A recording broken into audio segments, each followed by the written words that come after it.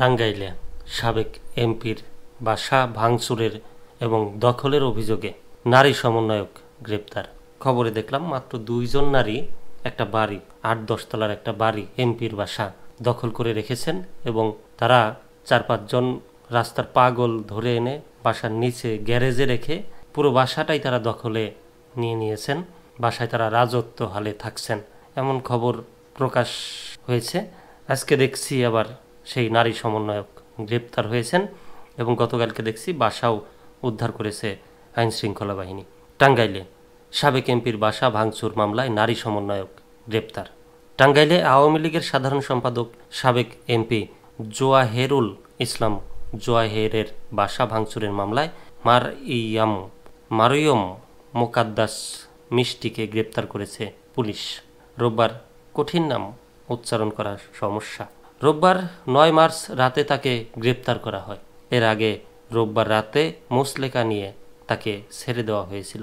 সমন্বয়ক পরিচয়ে তিনি কিছু মানসিক ভারসাম্যহীন ব্যক্তিকে নিয়ে ওই বাড়িতে প্রবেশ করেছিলেন বলে অভিযোগ পাওয়া গেছে। বুদ্ধি করে ঢুকছিল যে ভারসাম্যহীন মানুষ রাখছে যাতে কেউ কিছু না বলতে পারে। এর পূর্বে অ্যাডভোকেট মোহাম্মদ জোয়াহেরুল ইসলামের স্ত্রী রওশনা খান রোববার সকাল 11টায় টাঙ্গাইল থানায় লিখিতভাবে অভিযোগ করেন।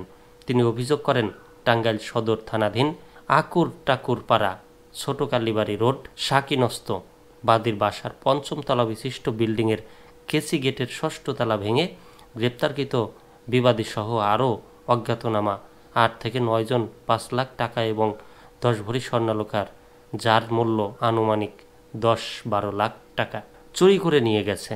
এছাড়াও আসবাবপত্র ভাঙচুর করে আনুমানিক 50 লাখ টাকার ক্ষতি সাধন করে।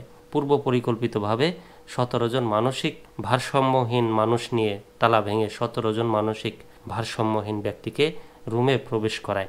এর পরিপ্রেক্ষিতে টাঙ্গাইল সদর থানার একটি অভিযানিক টিম আসামি মরিয়ম মোকাদ্দেস মিষ্টিকে গ্রেপ্তার করে। এ বিষয়ে টাঙ্গাইল মডেল থানার ভারপ্রাপ্ত কর্মকর্তা ওসি তানভীর হোসেন বলেন, সাবেক এমপি জোয়াহেরুল ইসলাম জোয়াহেরের বাসা ভাঙচুরের মামলায় মারিয়ম মোকাদ্দাস মিষ্টিকে গ্রেপ্তার করা হয়েছে। এই মামলায় অন্যান্য আসামিদের গ্রেপ্তারের অভিযান অব্যাহত আছে। ওই আসামিকে গ্রেপ্তারের পর টাঙ্গাইল মডেল থানার নিরাপত্তা ব্যবস্থা জোরদার করা হয়েছে।